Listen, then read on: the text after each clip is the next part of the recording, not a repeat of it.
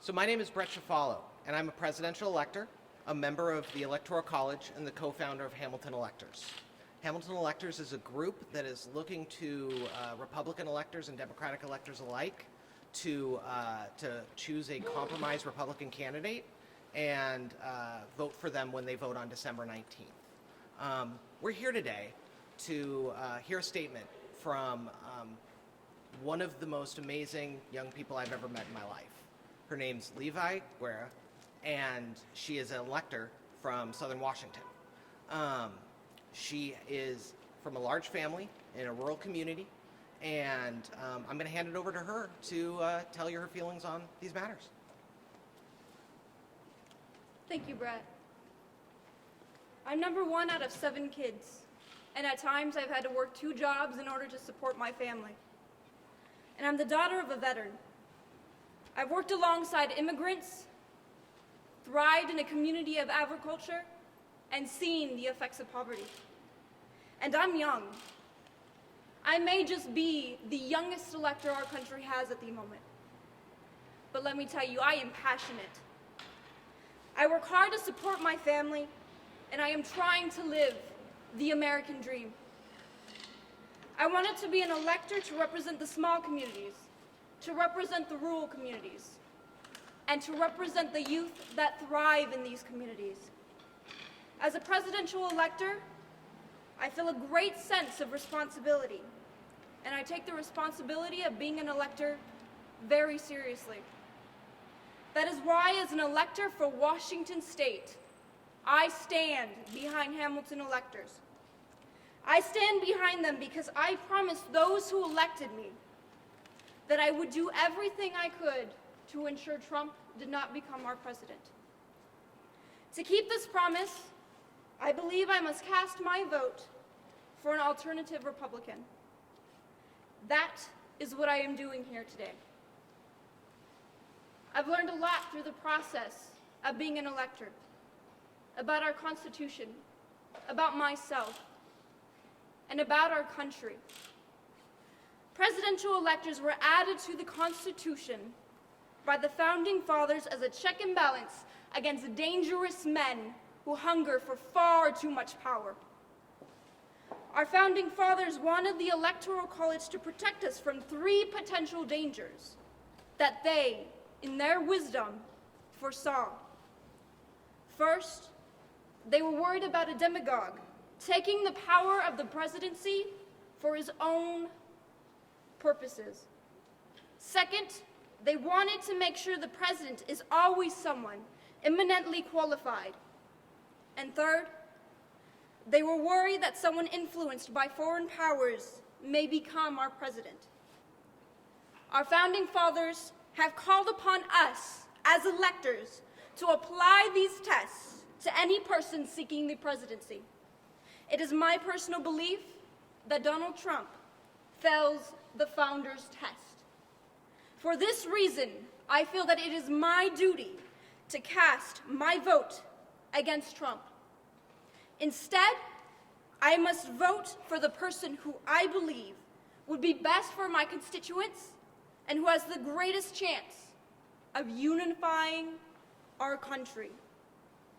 As a Democratic elector, it is not an easy thing for me to pledge my vote to a qualified Republican alternative.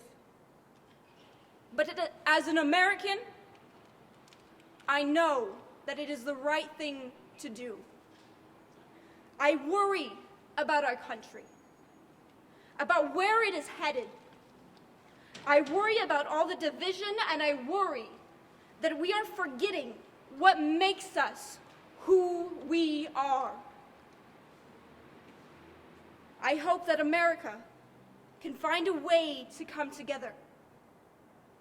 I believe that there are Republican leaders out there that the whole country could unify behind.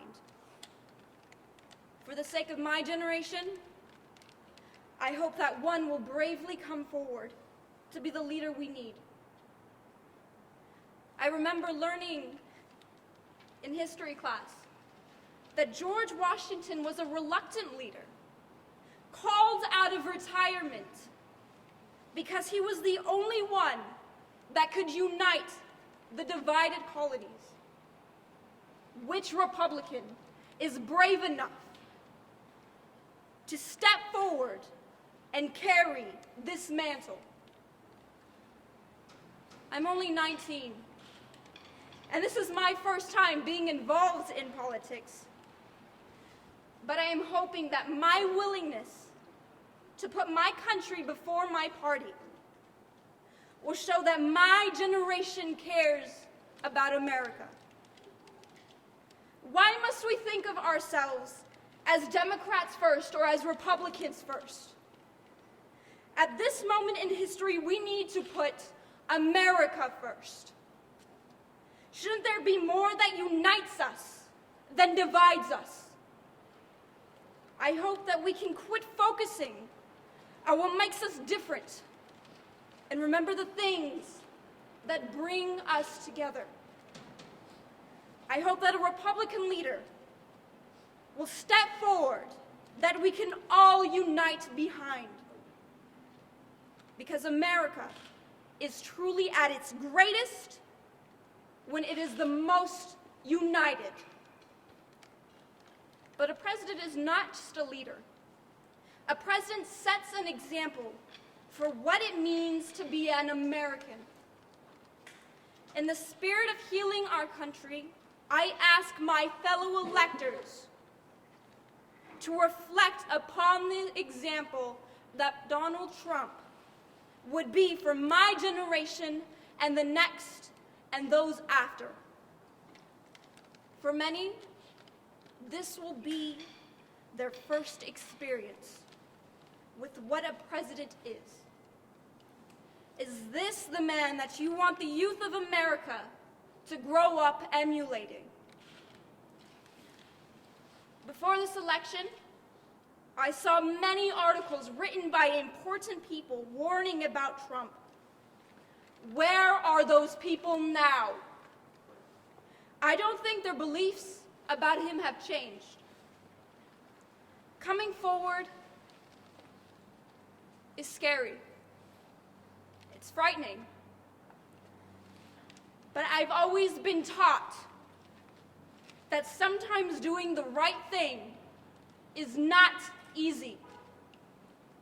I think that people know what the right thing to do is.